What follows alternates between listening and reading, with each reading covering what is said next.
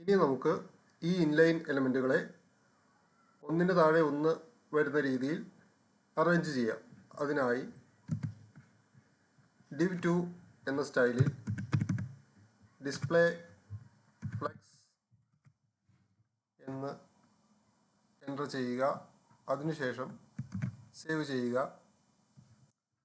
സ്ക്രീനിൽ നോക്കിയാൽ മനസ്സിലാകും ഈ അറേഞ്ച്മെൻറ്റ് റെഡി ആയിട്ടില്ല എന്നുള്ളത്.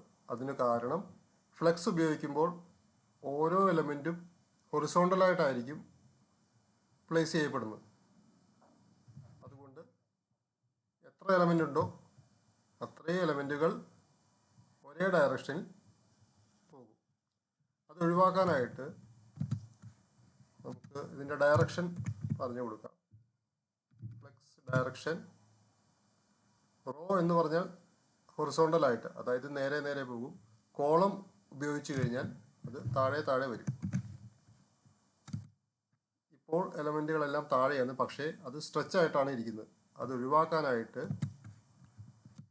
അലൈൻ ഐറ്റംസ് ഫ്ലെക്സ് സ്റ്റാർട്ട് എന്ന് പറയുക.